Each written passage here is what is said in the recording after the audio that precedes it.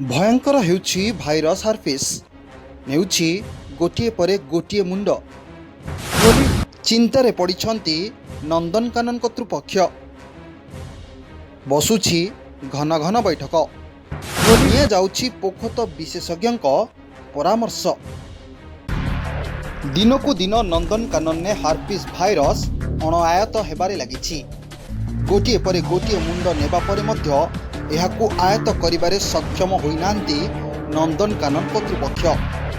गोटिए मास मध्य आखि बुझिलेनी 4टी छुआ हाथी। बड़का आउ 4टी हाथी को किभली भाइरस कबल रक्षा करिहेब से नहीं चली मानस मंथन। प्रोफेसर विशेषज्ञ प्राणी चिकित्सकों ठारू निया जाउछि परामर्श।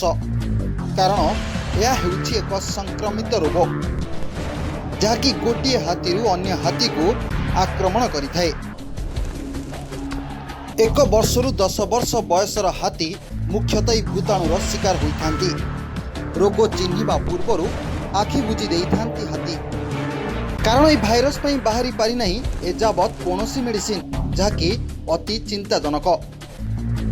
नहीं बैठक रे आज आमर जो टेक्निकल कमिटी अच्छी आमर नंदनकानन जो थे आमर वरिष्ठ बहुत पूर्वतन प्रोफेसर डायरेक्टर एवं आमर वाइल्ड लाइफ रे काम करथिबा बहुत अभिज्ञ लोक सब अच्छी कमिटी रे से माने आसंती एवं से माने आसी आमर चर्चा हला एवं ए रोग विषय रे विभिन्न प्रकार आलोचना हला।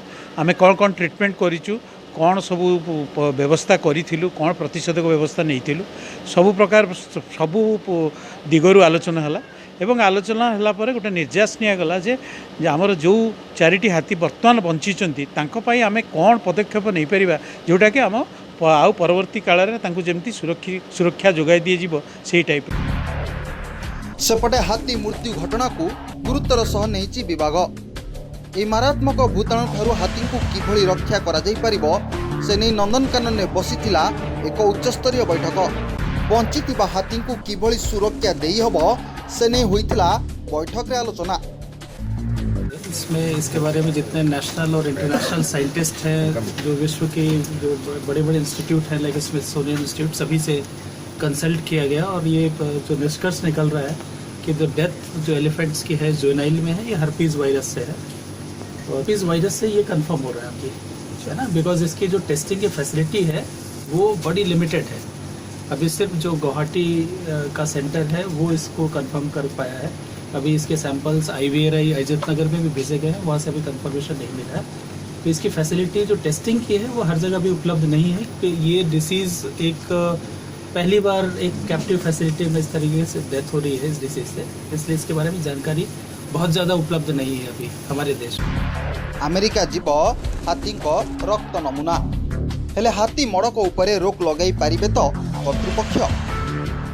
एबे जेमिति घटना को गुरुतर सह निया जाउछि पूर्वरु कोन पई एभली निया जाउ नथिला। बंचिथिबा 4टी हाथी नंदनकानन विलुप्त होई जिवे पृथ्वीर बृहत्तर स्थलचर प्राणी। Bureau report JNE Odia.